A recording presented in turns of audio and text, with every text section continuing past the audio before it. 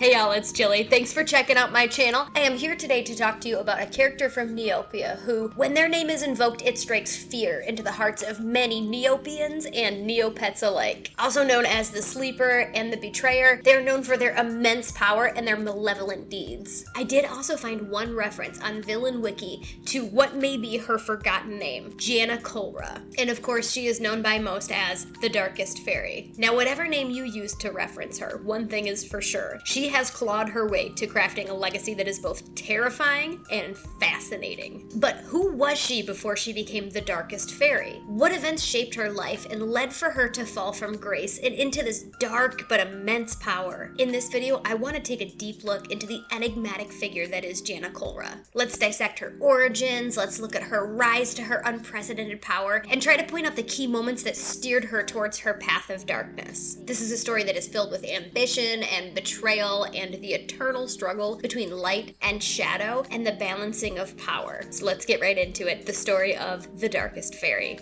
Names have power. So because of that, I'm going to refer to this entity as Gianna Colra up until a point where I believe that she starts to make her change. At that pivotal moment, I will then switch and I will start to call her the Darkest Faerie. I didn't want that to be confusing for anybody, but I think that it really helps to illustrate her journey and her transformation from the fairy that she was into the fairy that she is now. So fairies are magical beings, and they're also kind of the system of government within Neopia that rules over top of the ruling class. This is in a way kind of like medieval England. Kings ruled over their land and enforced their laws, but the church wielded immense power when it came to spiritual matters. This often meant that the church could influence or even challenge the authority of the king on religious issues, and sometimes even political issues that they were able to justify as religious issues. Similarly, in Neopia, while the kings are the rulers and governors and judge, jury, and executioner, the fairies, particularly those in fairyland, hold significant authority over the magical and global matters of Neopia.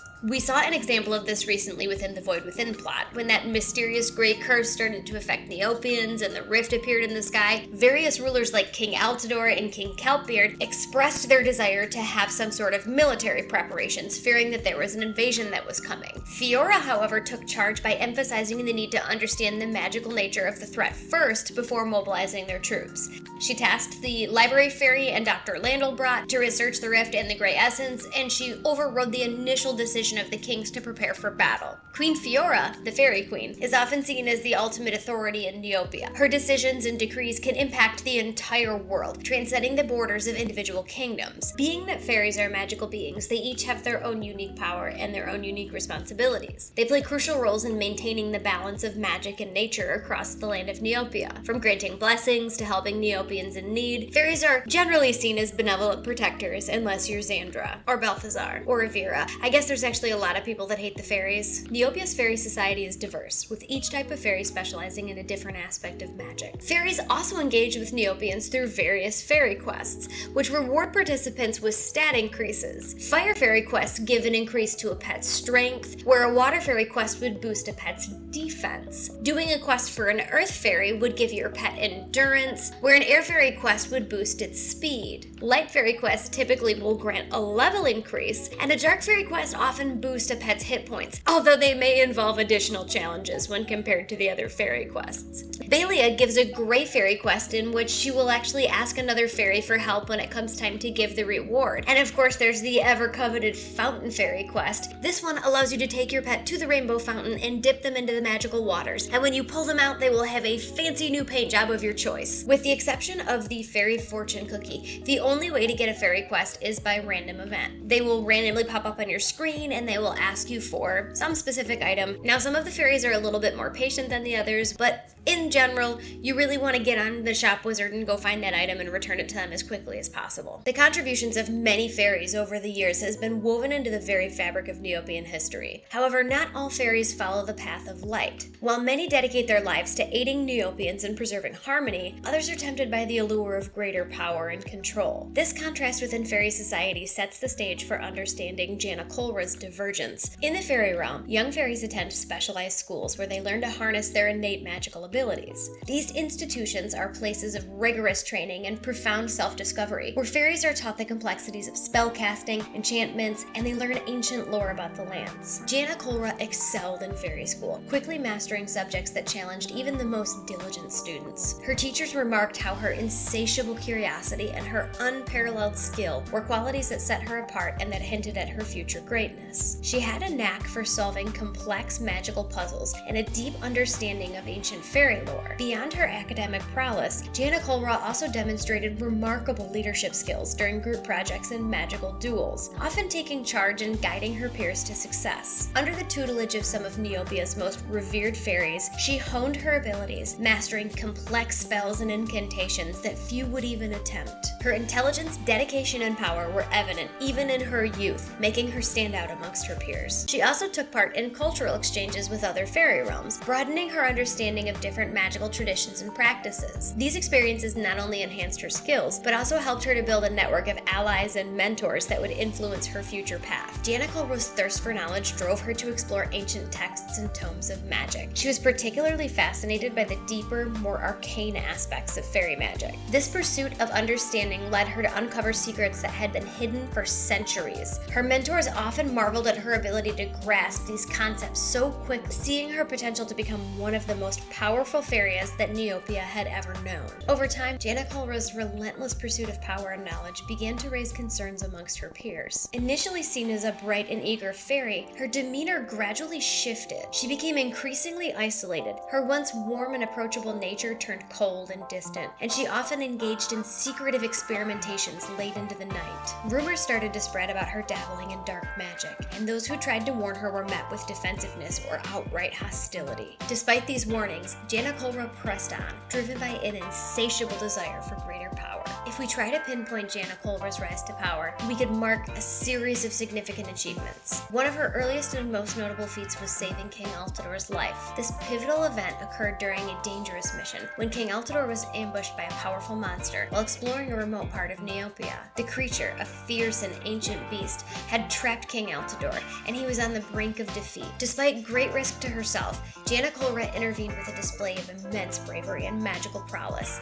She used her mastery of dark magic to subdue the beast, combining offensive spells to weaken it with defensive barriers to protect Altador. Her quick thinking and her formidable magic turned the tide of the battle, ultimately vanquishing the monster and saving the king's life. Impressed by her unexpected compassion and her formidable abilities, King Altador invited Gianna Colra to join him in his noble mission to establish a greater city. Her acceptance marked the beginning of her influential role as one of the founders of Altador. During this period of Neopian history, her skills and leadership were instrumental in aiding in the city's development. She contributed to various aspects of the establishment, from strategic planning to magical defenses to diplomatic relations with the other factions in surrounding areas. Her efforts helped to lay the foundation for what would become one of Neopia's most celebrated kingdoms. Gianna Colra spent many years serving on Altador's council. However, as her power grew, so did her ambition. Her thirst for knowledge and control slowly morphed into an obsession. She began to withdraw from the vibrant social life that she had once enjoyed. Her evenings increasingly spent alone with ancient tomes and forbidden texts. Friends noticed the changes in her demeanor. Gianna Colra, once the heart of any gathering, became elusive. Her warm smile was replaced by an intense, almost haunted look. She no longer participated in council discussions with the same enthusiasm, and she often seemed distracted. Her mind was almost always somewhere else. Whispers started to circulate about her secretive experiments and the strange, dark energy that emits from her chambers late at night. The toll that it was taking on her relationships was evident. Colleagues and friends who once felt close to her now felt themselves at an arm's length. Their attempts to reach out were met with indifference or irritation. Her obsession consumed her, pushing her further into isolation and secrecy. What started with a quest for knowledge had become an all-consuming need, leading her down a path where the lines between right and wrong, light and dark, began to blur. The turning point came during a fateful experiment with a powerful dark magic artifact. Gianna Colra believed that harnessing the energy of the Orb of Nightmares would would solidify her dominion. However, the orb's dark power proved overwhelming. This catastrophic event that followed marked her transformation into the Darkest Faerie. Her once bright aura became tainted with malevolent energy, her appearance and her demeanor twisted by the orb's influence. The transformation was slow but inevitable, and the Darkest Faerie's unchecked ambition and curiosity finally pushed her over the edge. This marks the beginning of her reign of terror over Neopia, a dark chapter in the land's history that will be remembered for centuries to come. Eventually, driven by an insatiable desire to become the supreme leader, she betrayed the very kingdom that she helped build. Her treachery went beyond a mere overthrow. She delved into forbidden magic, casting a spell so powerful that it completely rewrote Altador's history. She cast herself as the sole founder and the queen, erasing and rewriting history and putting everyone in the city under a spell. This act of profound treachery plunged the kingdom into darkness, a darkness that took centuries for them to uncover. In Halloween 2023, the Magical Marvels location for trick-or-treating gave us a treat bag that came with a book. This book had a story in it about the Darkest Faerie. Upon opening it, you see the dialogue. You find a book along with the bag. The words in this book are ancient and faded, but you can decipher one section clearly. And so the Darkest Faerie, one of the 12 founders of Altador, City of Heroes, fell from grace. Her betrayal was swift and ruthless, her ultimate desire being none other than complete domination over Neopia. With no other choice, Fiora, the Fairy Queen, and Jordana, sorceress and one of the 12, wove a powerful spell that turned the Darkest Faerie to stone. For nearly 1,000 years, the Darkest Faerie remained entombed, the memory of her evil slowly fading, until one fateful day when the magical bonds of her imprisonment finally broke. Darkness returned to Neopia as the Darkest Faerie subjugated Fiora and the remainder of those who might stop her. All seemed lost. Yet, in the direst of hours, unlikely heroes rose to answer the call. Aided by the disguised King Altador, two brave Neopians, Torment and Roberta, thwarted the Darkest Faerie's nefarious plan. They freed Queen Fiora, and they returned the Darkest Faerie to stone. However, evil never sleeps, and with the fall of Fairyland and the sequence of events that followed, the Darkest Faerie escaped. Although her subsequent plots were foiled again, this time she evaded confinement, choosing instead to flee into the void to lick her wounds, planning her next nefarious move. Some believe she resides in the dark corners of the world, biding her time as she waits for the opportune moment to reveal her sinister ambitions once more. Some few even claim there is proof out there that her next plan is already imminent. Bitch, did they say that she went into the void to lick her wounds? I find that so interesting. Let's press on. At the end of the Altador plot, Fiora ends up taking the Darkest Faerie's statue and moving it into her personal garden so that she keep an eye on her. However, at the conclusion of the Faerie's ruin plot, it was discovered that her statue had disappeared when Fairyland crashed to the ground. It was eventually found by Rizzo in the Forgotten Graveyard, but he accidentally released her. Oops. She used the remains of Jordana's orb to create this ruby ring, and she used that to start transforming Neopets into creatures resembling wraiths. She planned to use them to challenge Fiora, but discovered that the orb's remains were actually draining her life force. She then decided to kill everybody with magical poison gas. This plan also was stopped, and the Darkest Queen, and the Darkest Faerie fled. The Darkest Faerie's influence left lasting changes on Neopia. Areas corrupted by her dark magic have taken years to recover, and the fear that she has instilled within Neopians has persisted long after her disappearance. Her legacy is a constant reminder of the dangers of unchecked ambition and the corrupting influences of power. The impact of the Darkest Faerie on Neopia is a tale of tragedy, of power, and of redemption. Her actions change the course of history, leaving a mark that Neopians will never forget. In the present day, the Darkest Faerie remains the subject of much speculation. But as with any great villain, there's always whispers of her potential return, keeping Neopians on edge. Neopians have developed countless theories about the Darkest Faerie. Some believe that she might find her way to break free of the imprisonment that she's in and seek revenge. Others speculate that there may be a path to redemption for her, a way for her to atone maybe for some of her past actions and return to the light. These theories keep the legend of the Darkest Faerie alive, and they fuel the imagination of Neopians everywhere. Imagining the future of the Darkest Faerie opens up a world of possibilities. Could she play a role in a future major plot, either as a villain or maybe as an unlikely ally? What new threats might she pose to Neopia, and what new heroes may rise to challenge her once more? These questions keep the community engaged and excited for what may come next. The legacy of the Darkest Faerie is a testament of rich storytelling and deep Neopian lore. The tale of the Darkest Faerie is more than just a story of power and betrayal. It is a profound narrative that offers several moral lessons.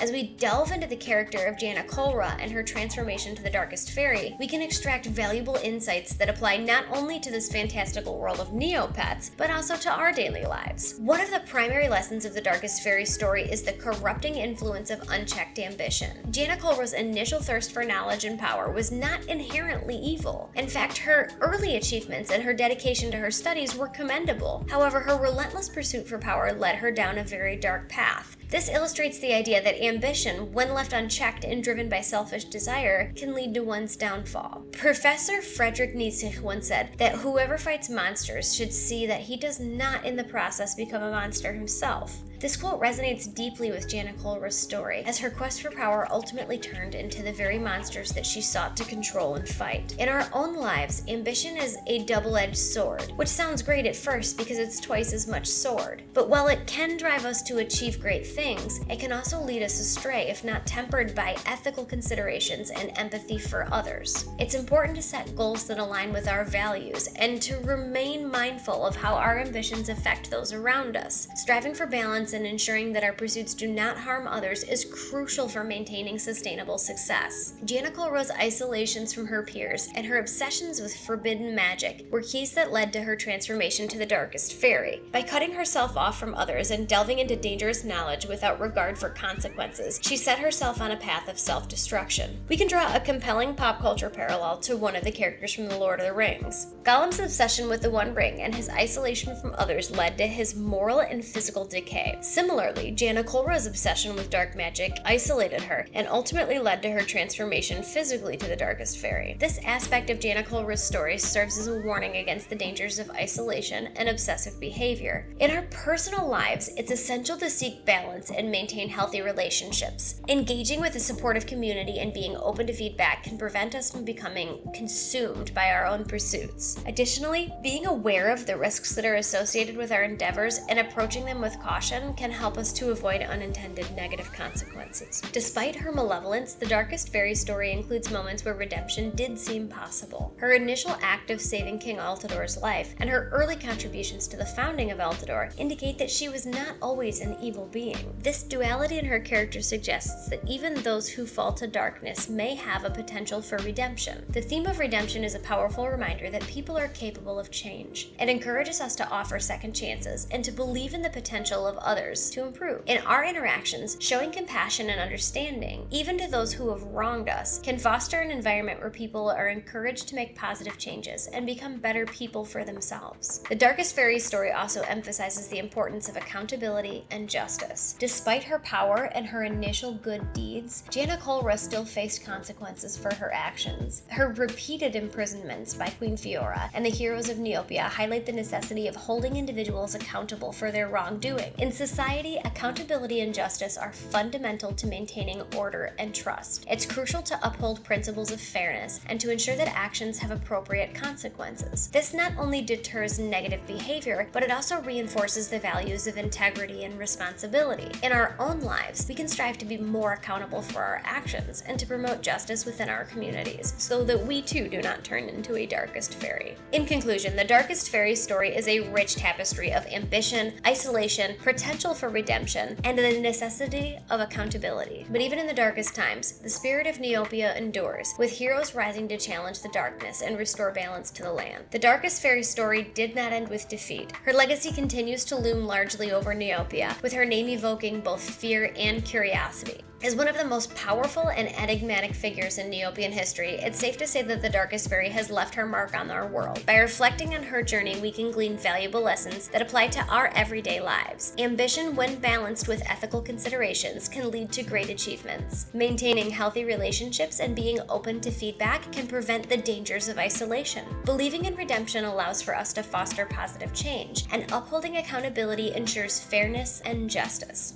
Thank you all for joining me on this deep dive dive into the moral lessons of the Darkest Faerie story, and a little bit of background on who she was as a character. Her tale is a testament to the complexity of human nature, Neopian nature, and the enduring power of narrative to teach us about ourselves and about the world. What lessons did you take away from the Darkest Faerie story? Go ahead and share your thoughts in the comments below, and don't forget to like and subscribe if you enjoyed this kind of video. Please come back for more Neopian lore deep dives, and until next time, remember, when the world gets a little too heavy, feel free to come back here for another chill quest. Love you guys. Bye.